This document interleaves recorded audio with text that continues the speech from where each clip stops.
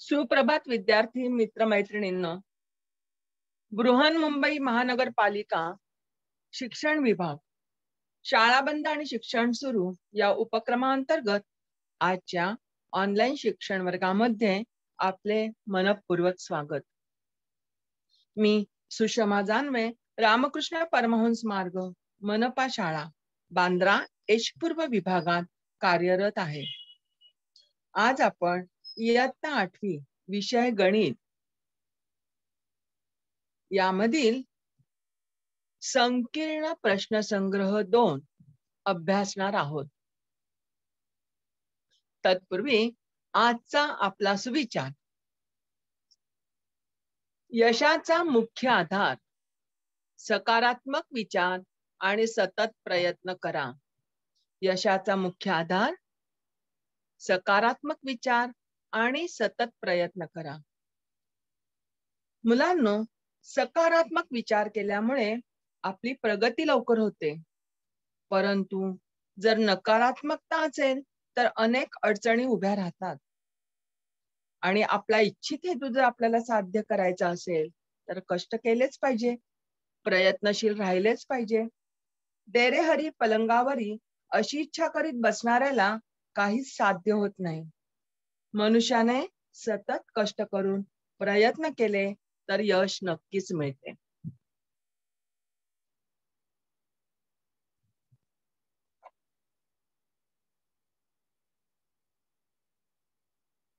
संकीर्ण प्रश्नसंग्रह 2. मुलांनो, योग्य दिशेने अभ्यास केला की यश तुमचेच आहे.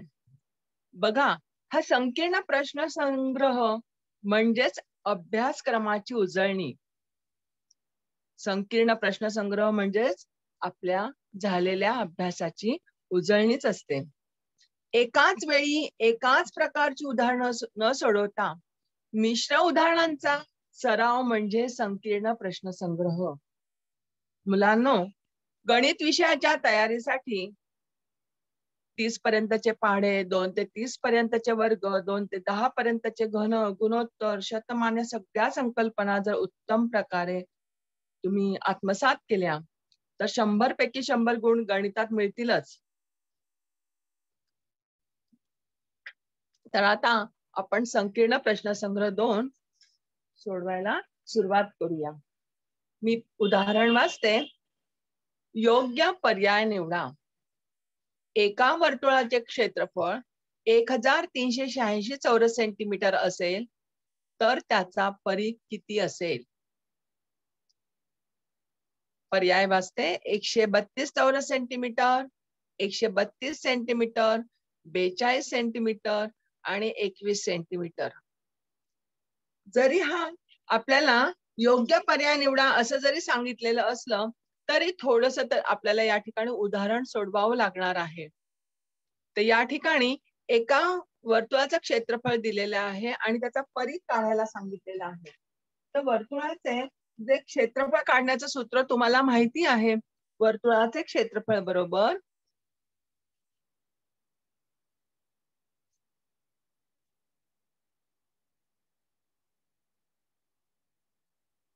पाय आर वर्ग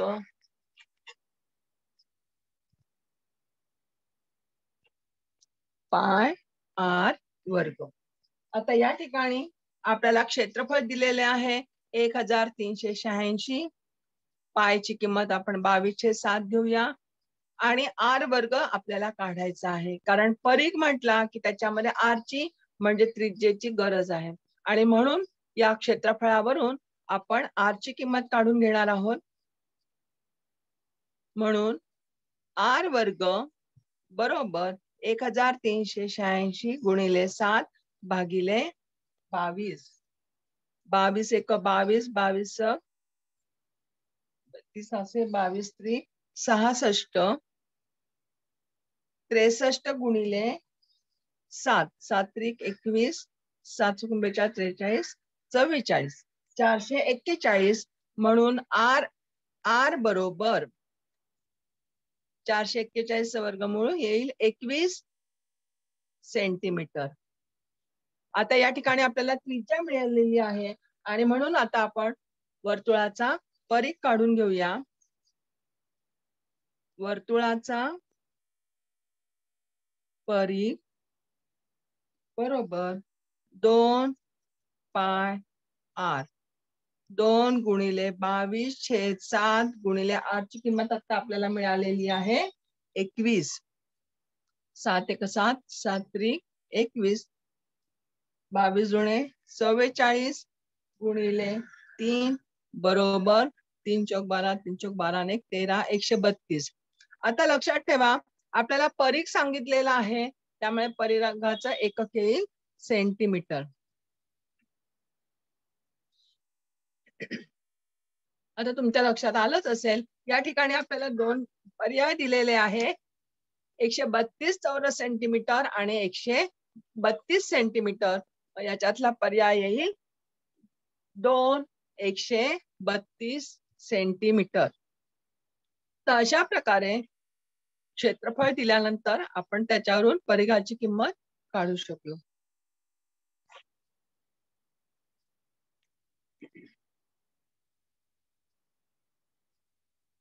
दुसरं उदाहरण आहे,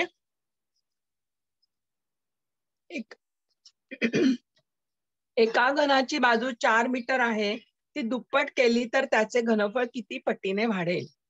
बघा, घनाची बाजू 4 म्हणजे आपल्याला घन जो आहे त्या घनाची बाजू 4 मीटर आहे, ती दुप्पट केली. दुप्पट म्हणजे किती केली? 8 केली. तर त्याचे घनफळ किती पटीने वाढेल? 2 पटीने, 3 पटीने, 4 पटीने, 8 पटीने. हे सुद्धा उदाहरण तसं तोंडी आपण सोडवू शकतो, परंतु तरी सुद्धा सहजपणे कसं सोडवायचं ते पहा. आता प्रथम घनाची बाजू 4 मीटर असताना त्याचे आपण घनफळ काढूया. घनाचे घनफळ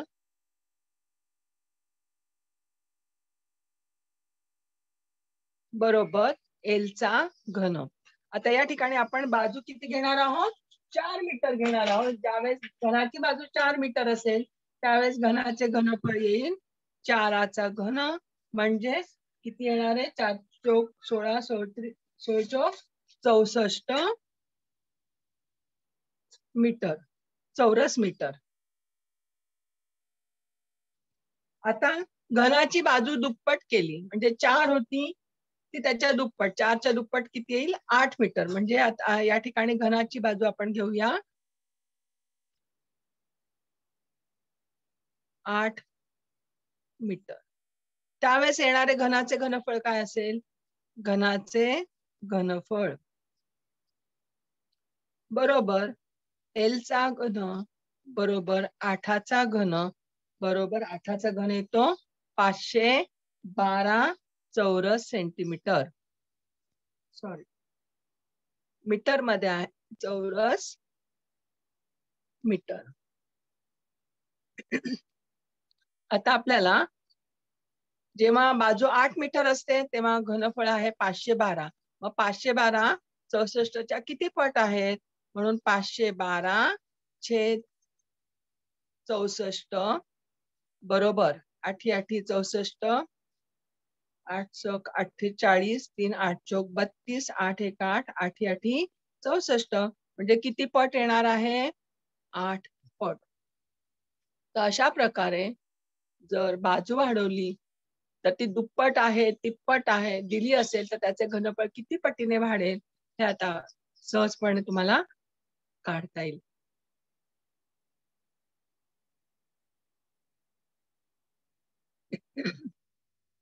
उदाहरण दुसरं,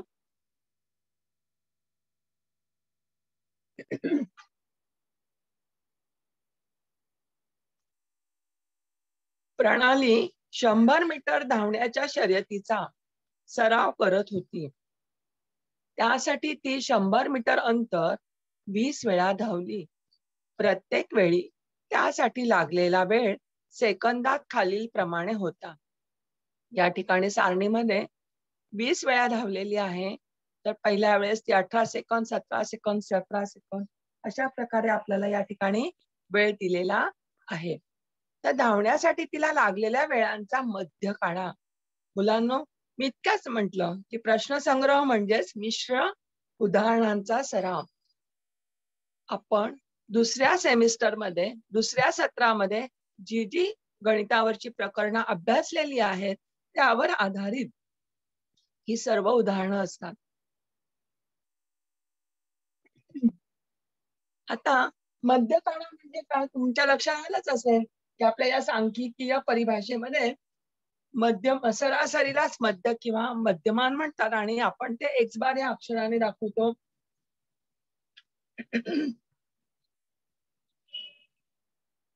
आता या ठिकाणी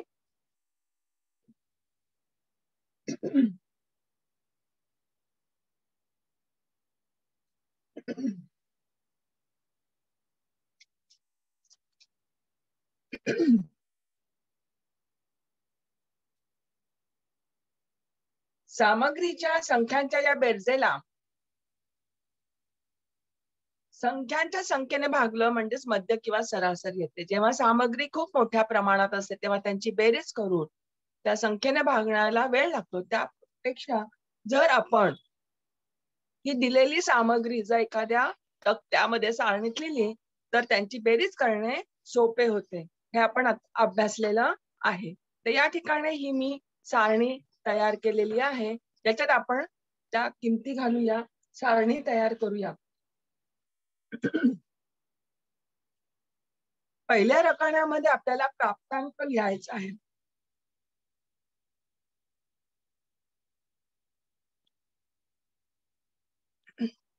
प्राप्तांक x1 या अक्षराने आपण लिहितो. आता हा जो प्राप्तांक म्हणजेच काय आहे तर दिलेली वेळ आणि ही वेळ आपल्याला सेकंदामध्ये दिलेली आहे. दुसऱ्या रकान्यामध्ये किती वेळा प्रणाली धावली म्हणजे 18 सेकंदात ती किती वेळा धावली तर आपण शेजारच्या रकान्यामध्ये काय करतो ताळ्याच्या खुणा म्हणजे प्राप्तांक किती वेळा आला आहे समजण्यासाठी. तिसरा रकाना जो आहे तो धावण्याची संख्या.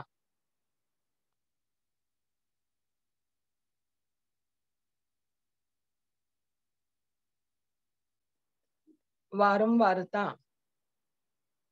ते आपण n अक्षराने वारंवारता F1 ने दर्शवितो आणि प्राप्तांक आणि वारंवारता यांचा गुणाकार म्हणजे F1 गुणिले x1.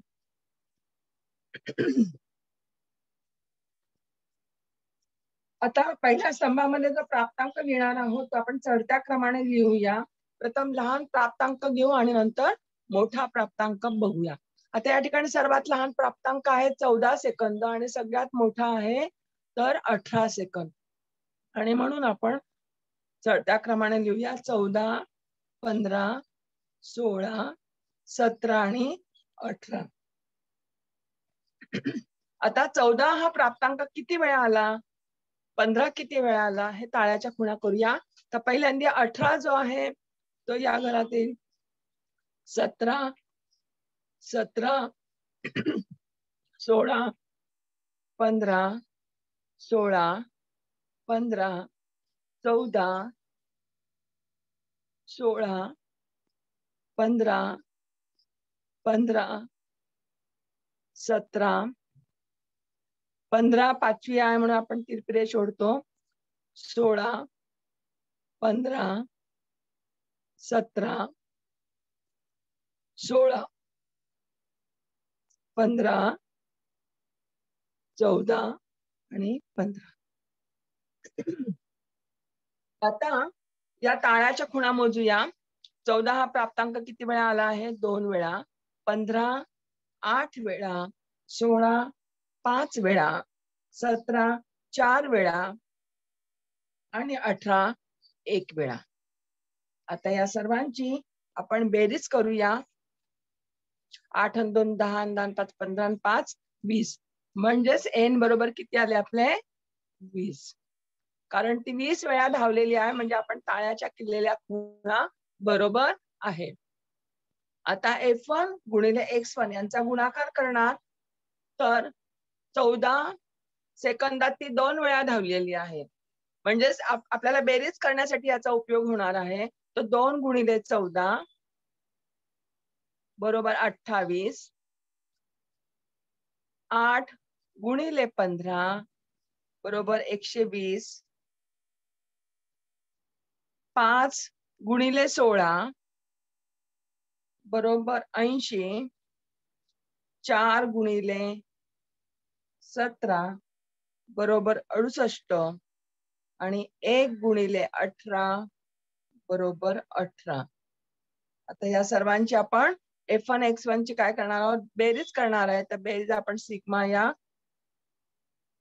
अक्षराने दाखवतो, या चिन्हाने दाखवतो. F1 X1 बरोबर 8 8 16 24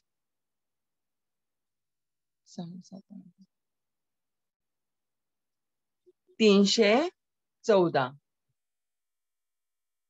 आता आपल्याला मध्य काढायचा आहे. मध्य म्हणजेच काय आहे, सरासरी आहे. आपण या ठिकाणी गुणाकार करून यांची पटकन बेरीज करू शकलेलो आहोत. मग मध्य x बार बरोबर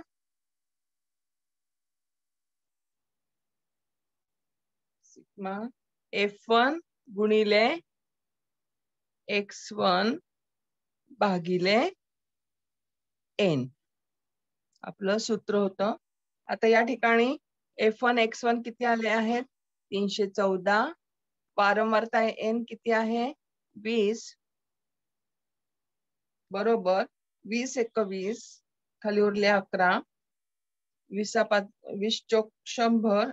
20 100 खाली 14 उरले 140 होतात. सॉरी 20 5 100 20 7 40 असे 15.5 सेकंद.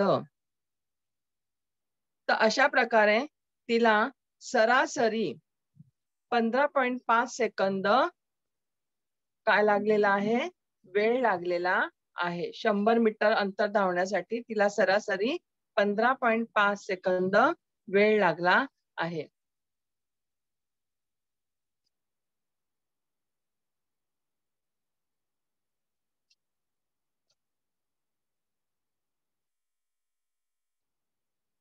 आता पुढचं उदाहरण बघूया.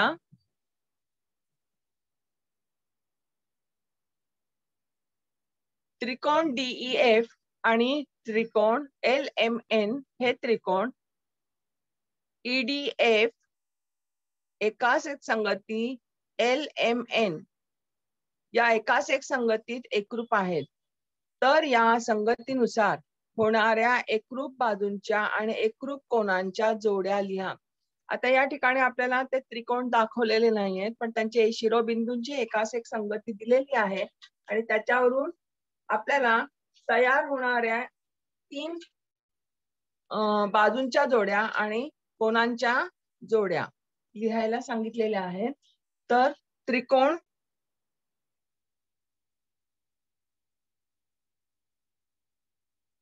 DEF आणि त्रिकोण LMN मध्ये आपल्याला एकाच एक संगती दिलेली आहे, शिरोबिंदूंची एकाच एक संगती.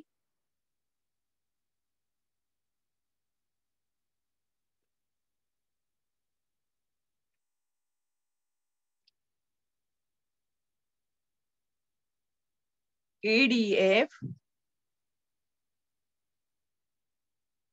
एकाच एक संगती LMN. आता यावरून आपल्याला एकरूप बाजूंच्या जोड्या लिहायच्या आहेत.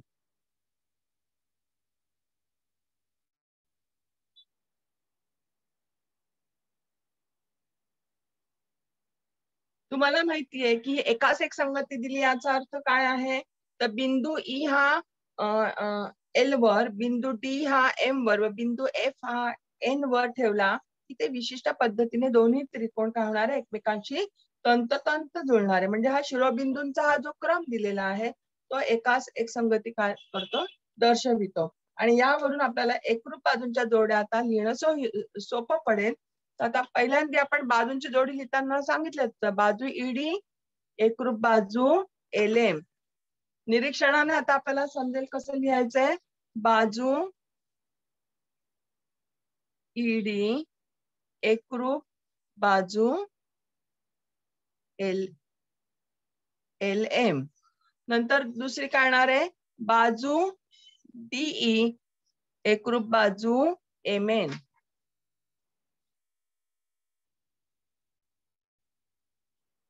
DF एकरूप बाजू MN. आता तिसरी बाजू दाखवताना बाजू EF एकरूप बाजू LN.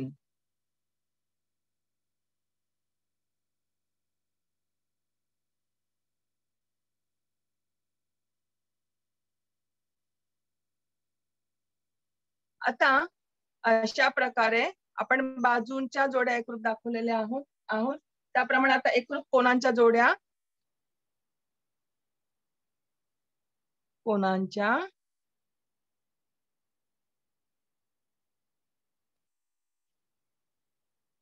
त्यात लगेच लक्षात येईल, कोन E एकरूप कोन L.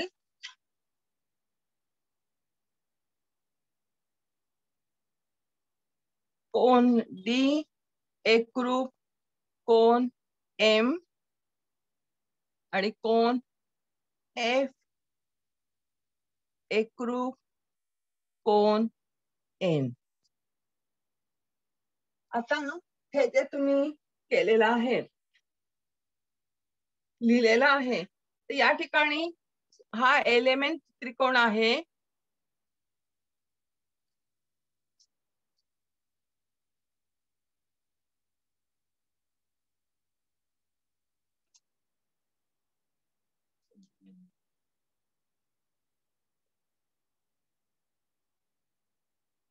एक मिनिट. तर आपण या ठिकाणी दोन त्रिकोण एकावर एक ठेवून सुद्धा याचं टाळा करू शकतो, पाहू शकतो.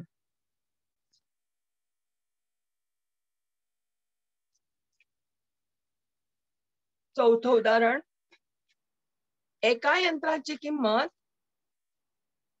2.5 लाख रुपये आहे. ती दर साल 4% दराने घटते. तर ते यंत्र घेतल्यापासून 3 वर्षांनी त्या यंत्राची किंमत किती असेल? घेतलेले जे यंत्र आहे तेव्हा त्यावेळेस यंत्राची किंमत होती 2.5 लाख रुपये. आता 3 वर्षापूर्वी ते घेतलेलं आहे, त्याच्यामुळे थोडी त्याची किंमत हळूहळू काय होते, कमी होते. म्हणजे एखादी वस्तू जेव्हा, तर ती जी किंमत आहे ती दर साल 4% दराने घटते. घटते हा शब्द या ठिकाणी लिहिलेला आहे, कारण की एखादी वस्तू काही काळ वापरली आणि ती विकायला काढली तर ती खरेदीच्या किमतीपेक्षा त्याची किंमत कमी होते, आणि या कमी होणाऱ्या किमतीलाच आपण घट किंवा घसारा असे म्हणतो. आणि हा घसाराचा दर हा नेहमी R या ऋण अक्षराने, R हा ऋण घेतला जातो. आणि ही कमी झालेली ही जी किंमत आहे ही काढायची, आपल्याला त्या यंत्राची किंमत काढायची, तर ती आपण चक्रवाढ व्याज सूत्राचा उपयोग करून काढूया. तर या ठिकाणी यंत्राची किंमत दिलेली आहे P बरोबर यंत्राची किंमत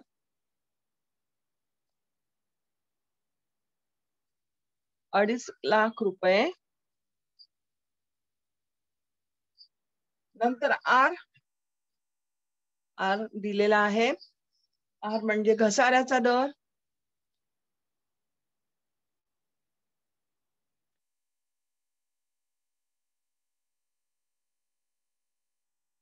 चार टक्के दराने तो ऋण दाखवणार आहोत आपण, 4%. नंतर आपल्याला A ची किंमत काढायची आहे, म्हणजे 3 वर्षानंतर मिळणारी यंत्राची किंमत.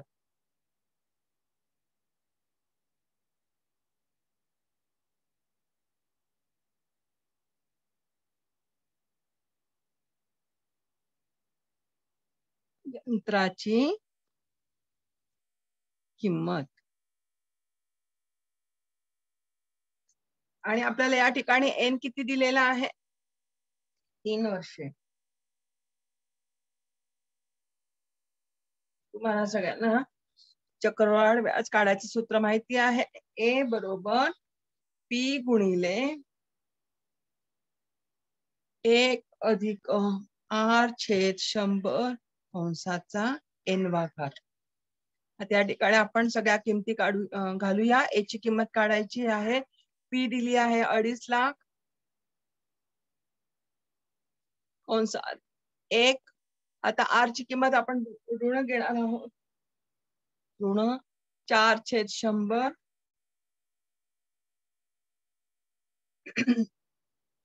n 3 वर्ष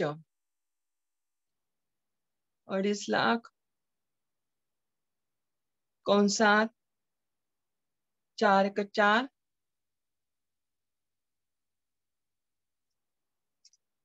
म्हणजे किती येईल? 1 वजा 1/25 चा 3रा घात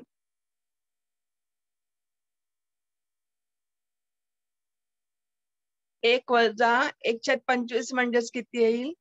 24/25 चा 3रा घात.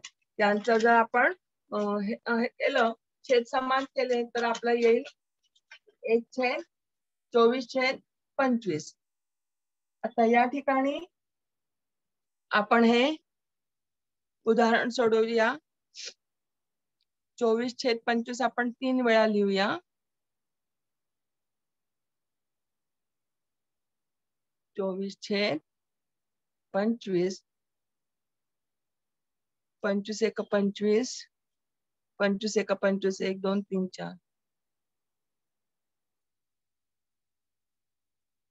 गुणिले 24 गुणिले 24/25 गुणिले 24/25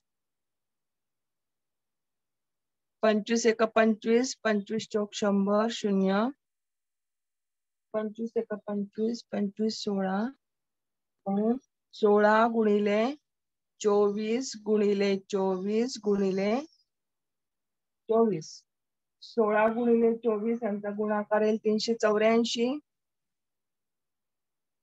24 चा वर्ग आहे 576 आणि म्हणून यांचा सगळ्यांचा गुणाकार येतो 2,21,184 रुपये. आता ते यंत्र 2.5 लाखाला घेतलं होतं. 3 वर्षानंतर बघा त्याची किंमत तुम्हाला कमी झालेली दिसते.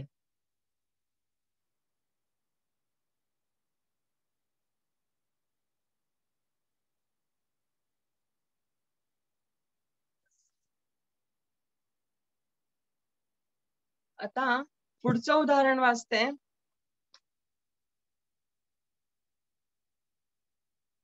उदाहरण 5. चौकोन एबीसीडी मध्ये बाजू AB समांतर बाजू DC आहे. रेखा AE लंब बाजू DC. जर लेंथ AB बरोबर 9 सेंटीमीटर, लेंथ AE बरोबर 10 सेंटीमीटर, एरिया ऑफ चौकोन ABCD बरोबर 115 चौरस सेंटीमीटर, तर लेंथ DC काढा. आता हे उदाहरण जेव्हा असं येतं तेव्हा आपण शक्यतो पहिल्यांदा आधी कच्ची आकृती काढणं गरजेचं असतं, कारण कच्च्या आकृतीमुळे आपल्याला ते उदाहरण कसं सोडवायचं ते सहजपणे समजतं. तर या ठिकाणी आपण एक अशीच आकृती काढून घेऊया.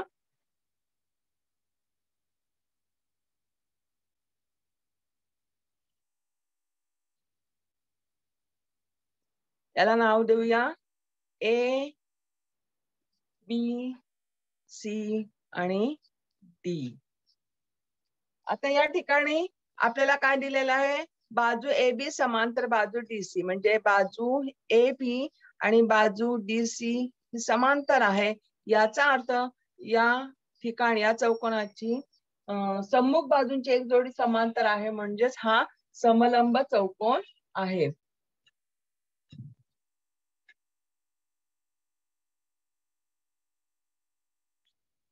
आपण जे दिले आहे ते लिहून घेऊया. बाजू AB समांतर बाजू DC, तसेच रेखा AE लंब बाजू DC. या डीसी बाजूवर ही रेख AB काय आहे? लंब आहे. लंब आहे म्हणजे आपण असं दाखवूया AE.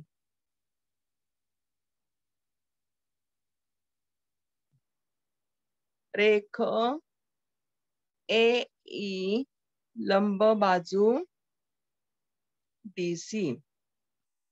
लेंथ AB बरोबर 9 सेंटीमीटर. किती आहे? 9 सेंटीमीटर. लेंथ AB बरोबर 9 सेंटीमीटर. लेंथ AE बरोबर 10 सेंटीमीटर. बघा ही लेंथ AE किती दिलेली आहे? 10 सेंटीमीटर. लेंथ AE बरोबर 10 सेंटीमीटर. अजून दिला आहे एरिया ऑफ चौकोन ABCD बरोबर 115 सेंटीमीटर. एरिया ऑफ चौकोन ABCD बरोबर 115 चौरस सेंटीमीटर. आपल्याला काय काढायला सांगितलंय? लेंथ DC काढा. लेंथ DC बरोबर किती? आता या ठिकाणी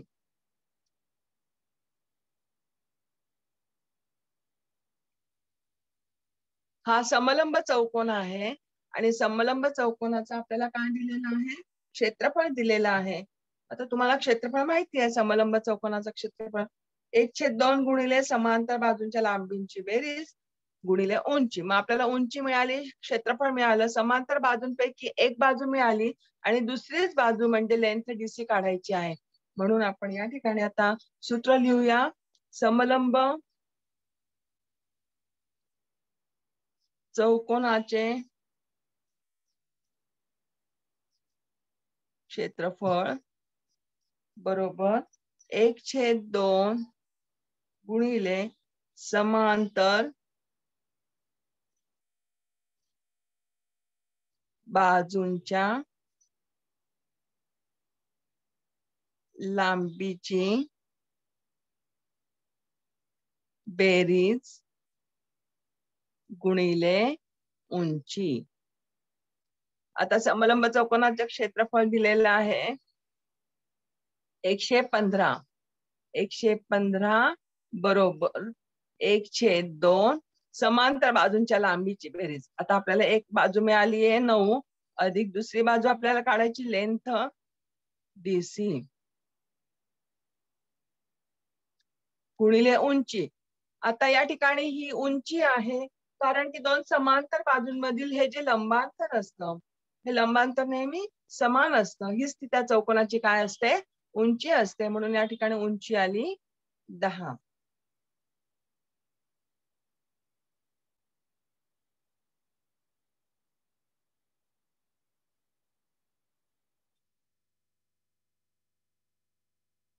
म्हणून 115 गुणिले हे 2 इकडे आले,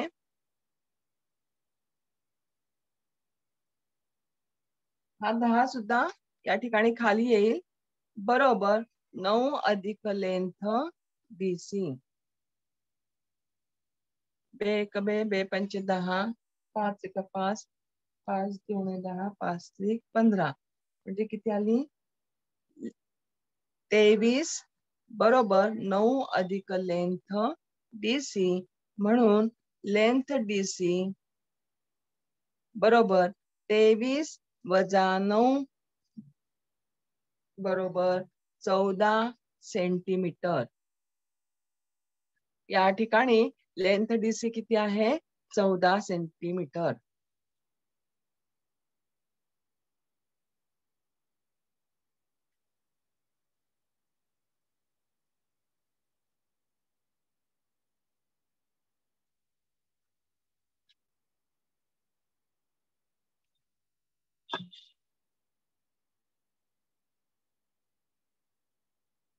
उदाहरण 6 वाचते.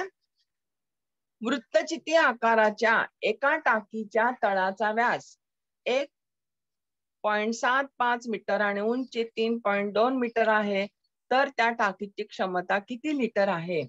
आणि या ठिकाणी आपल्याला पायची किंमत दिलेली आहे 22/7.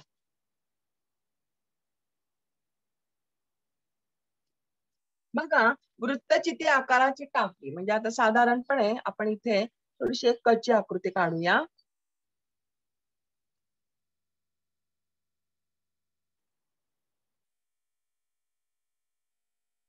या टाकीच्या तळाचा व्यास दिलेला आहे. हा व्यास आपल्याला दिलेला आहे 1.75 मीटर आणि उंची दिलेली आहे, ही जी उंची आहे ती दिली आहे 3.2 मीटर. तर त्या टाकीची आपल्याला काय काढायची आहे? क्षमता काढायची. पण टाकीचे घनफळ म्हणजेच त्या टाकी किती पाणी धारण केलं जातं ती क्षमता आपल्याला काढायची आहे. आता या ठिकाणी वृत्तचितीच्या आकाराचा आपल्याला तळाचा व्यास मिळालेला आहे.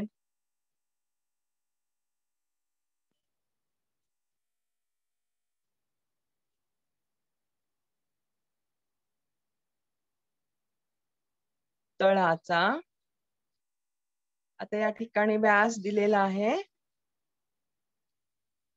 1.75 मीटर. त्यावरून आपल्याला म्हणजेच किती सेंटीमीटर? 175 सेंटीमीटर. आता याचं आपण रूपांतर सेंटीमीटर मध्ये का केलं हे तुमच्या लक्षात येईल. आता यावरून आपण उंची काढूया. R बरोबर 175 भागिले 2 बरोबर 2×8=16 2×7 87.5 सेंटीमीटर.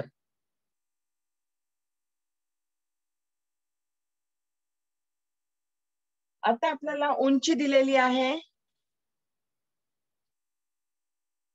h बरोबर 3.2 मीटर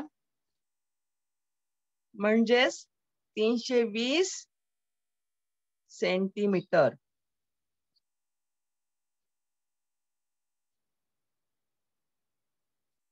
आता टाकीचे घनफळ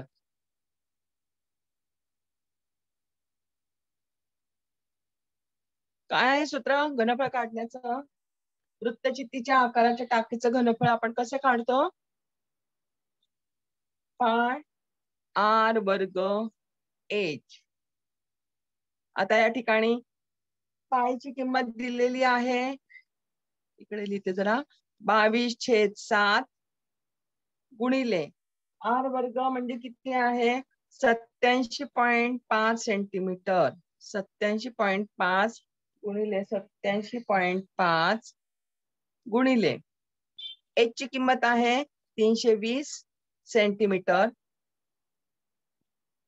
7 × 7 7 × 7 7 × 14 3 7 5 35 12.5 म्हणजेच 22 गुणिले 12.5 गुणिले 87.5 गुणिले 320.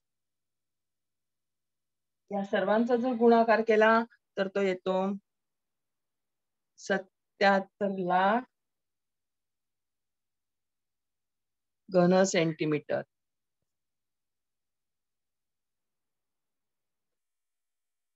मुलांनो, तुम्हाला माहिती आहे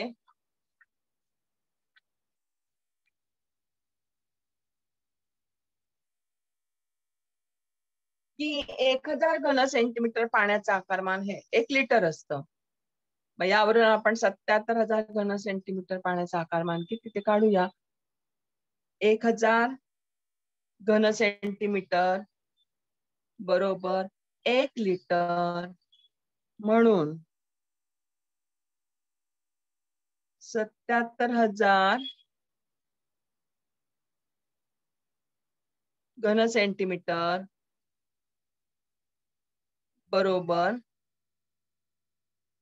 77,000 भागिले 1000 3 शून्य गेले म्हणजे किती झाले? 7,700 लिटर. म्हणजेच त्या टाकीची पाणी धारण करण्याची क्षमता किती आहे? 7,700 लिटर. टाकीची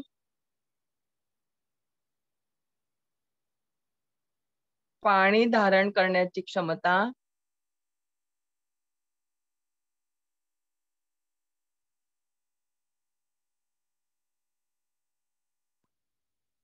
7,700 लिटर.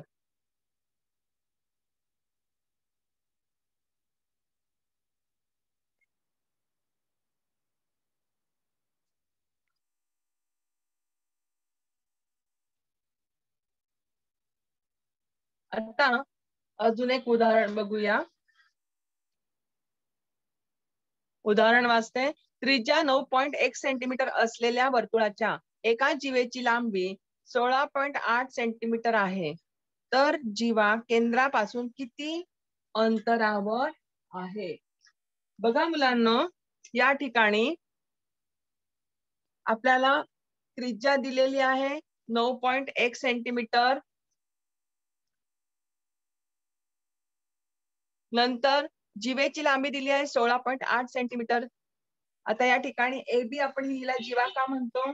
कारण की वर्तुळावरचे कोणते दोन बिंदू जोडणाऱ्या रेषाखंडाला आपण जीवा म्हणतो. म्हणून या ठिकाणी AB ही काय आहे? जीवा आहे 16.8 सेंटीमीटर. आता ही जीवा केंद्रापासून किती अंतरावर आहे हे आपल्याला काढायचं आहे. मग या ठिकाणी आपल्याला काय काय दिलेलं आहे? तर वर्तुळाची जीवा दिलेली आहे.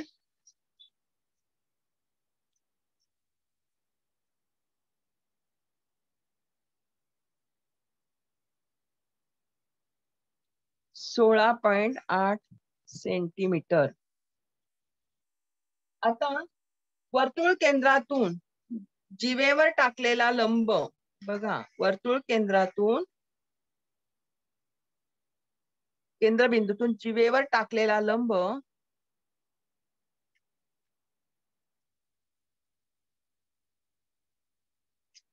हा या ठिकाणी लंब आहे. जर आपण वर्तुळ केंद्रातून या जीवेवर लंब टाकला तर तो नेहमी त्या जीवेस दुभागतो. हे तुम्ही अभ्यासलं आहे. आणि म्हणूनच या ठिकाणी रेख याला नाव देऊया OP. रेख OP लंब जीवा AB.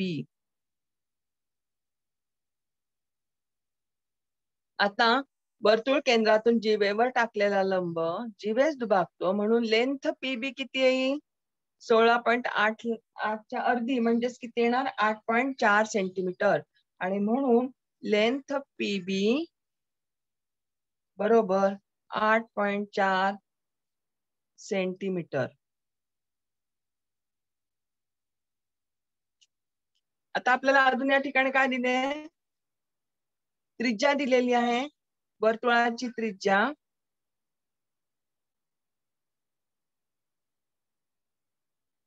बरोबर 9.1 सेंटीमीटर.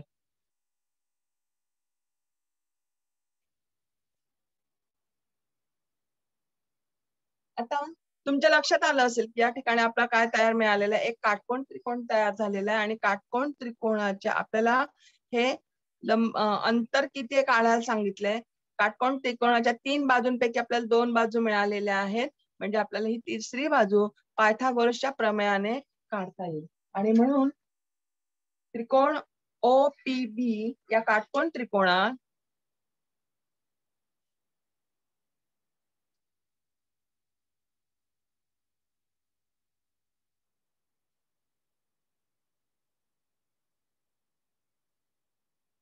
आता आपण लेंथ OB चा वर्ग.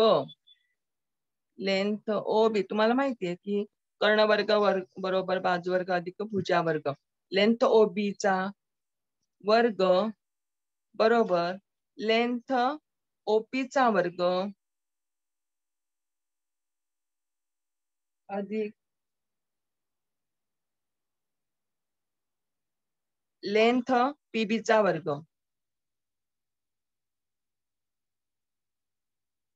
लेंथ ओबी आहे 9 म्हणून 9.1 कंसाचा वर्ग बरोबर लेंथ ओपी आपल्याला काढायची आहे.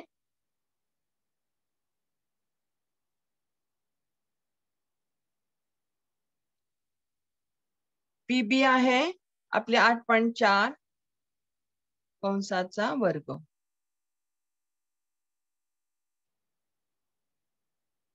म्हणून लेंथ ओपी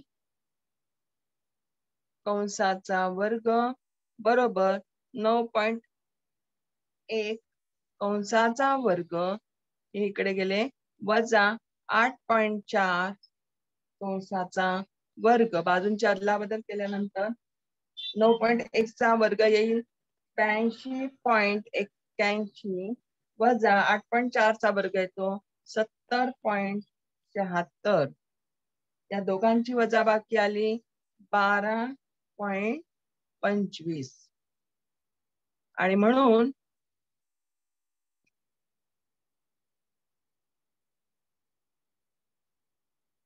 लेंथ ओपी आपण याचं वर्गमूळ काढून घेऊया बरोबर वर्गमुळात 12.25 25 चा वर्गमूळ आहे 5 आणि 12 म्हणजे 3 चौक 12 3.5 सेंटीमीटर. लेंथ ओपी किती आली 3.5 सेंटीमीटर. याचा अर्थ जीवा केंद्रापासून 3.5 सेंटीमीटर अंतरावर आहे.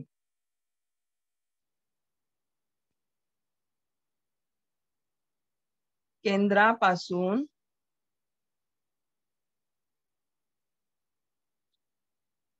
सेंटीमीटर अंतरावर आहे.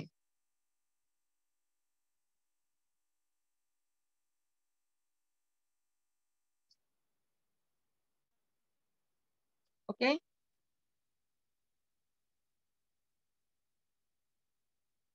आता आपण एक शेवटचं उदाहरण सोडवूया. रोजगार हमी योजनेखाली एबीसीडी या गावात सुरू असलेल्या कामांवरील पुरुष व स्त्री कामगारांची संख्या खालील सारणीत दिली आहे. गावांची नावं दिली आहे एबीसीडी. स्त्रिया आहेत, स्त्रियांची संख्या दिली आहे, पुरुषांची संख्या दिलेली आहे. ही माहिती विभाजित स्तंभालेखाने दाखवायची आहे. तसंच दुसरा प्रश्न दिला ही माहिती शतमान स्तंभालेखाने दाखवा. आता आपण पहिला प्रश्न सोडवूया विभाजित स्तंभालेखाने. कसं दाखवायचं ते बघूया. आता या ठिकाणी विभाजित स्तंभालेख म्हणजे तुम्हाला सगळ्यांना माहिती आहे की 2 किंवा अधिक घटकांची माहिती जेव्हा आपण एका स्तंभालेखात दाखवतो त्याला आपण विभाजित स्तंभालेख असं म्हणतो.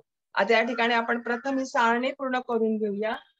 तर दिलेले गावांमधील स्त्री आणि पुरुष जे कामगार आहेत ते आपण अधिक एकूण कामगार काढून घेऊ.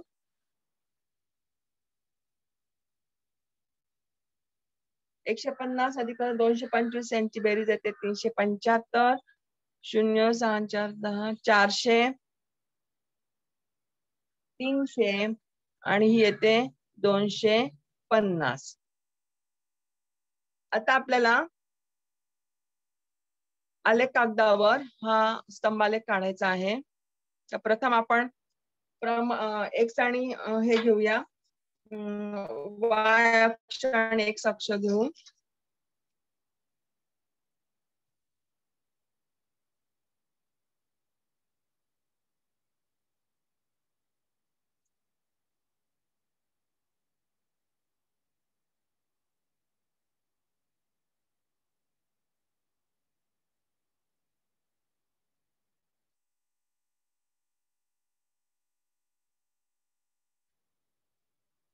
तुम्हाला दिसावं म्हणून स्केच पेनचा वापर करते, परंतु आलेख कागदावर पेन्सिलीने काढा. या ठिकाणी आरंभ बिंदू एक्स अक्ष हा आहे वाय अक्ष. आता मुलांनो तुम्हाला समजलंच असेल की या ठिकाणी आपल्याला जे गावांची नावं दिलेली आहेत ते आपण एक्स अक्षावर घेणार आहोत.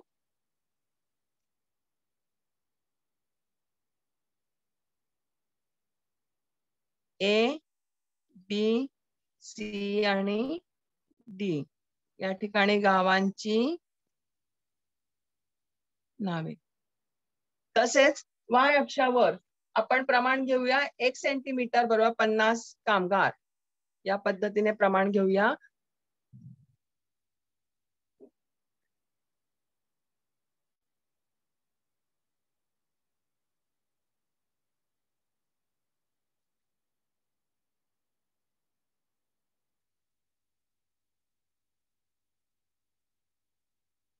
आता या ठिकाणी आपण पुरुष जे आहे ते असे दाखवूया या चिन्हाने, आणि एका स्तंभलेखामध्ये आपण स्त्रिया आणि पुरुष दाखवायचे आहेत. वाय अक्षावर 50 सेंटीमीटर म्हणजे 50, 100, 150, 200, 250, 300, 350, 400, 450.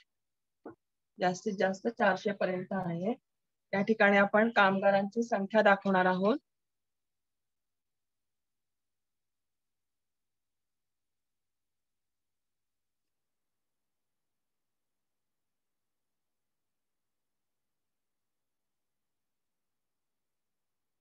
आता आपल्याला एक गावात एकूण कामगारांची संख्या किती आपण काढलेली आहे, 375. या ठिकाणी आधी आपण लिहून घेऊया 50, 100, 150, 200, 250, 300, 350, 400. तर कामगारांची संख्या आहे पहिल्यांदा 375. आता 50 आहे म्हणजे अर्ध अंतर येईल या ठिकाणी, म्हणजे या पर्यंत येईल इथे 300 ते 350 मध्ये. आठवतंय ना मुलांनो? आता पुरुषांची संख्या आहे 225, 200 आणि 50 मध्ये.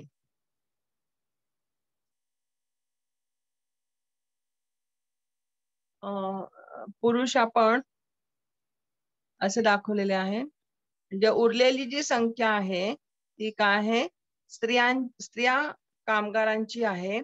त्याचप्रमाणे आता बी गावामध्ये एकूण आहेत कामगारांची संख्या 400 पर्यंत येईल.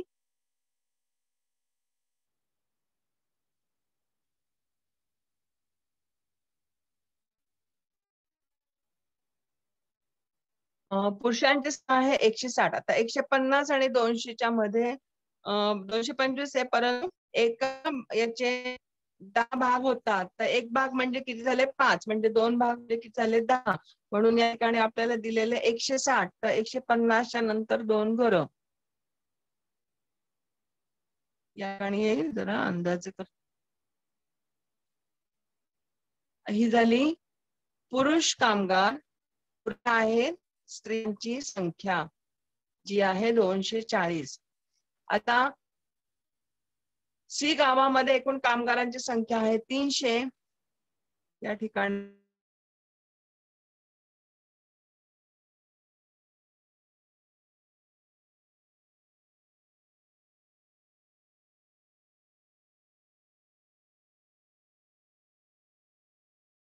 सी गावातील पुरुषांची संख्या मिळाली 210.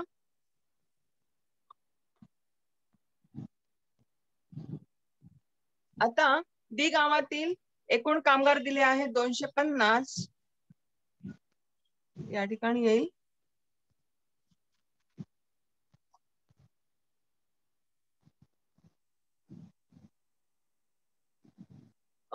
पुरुषांची संख्या आहे 110, जे 100 नंतर 1 आणि 2. मगाशी सांगितलं की 1 म्हणजे 5 कामगार, 2 म्हणजे 2 रेषा म्हणजे किती येतील, 10 कामगार. याप्रमाणे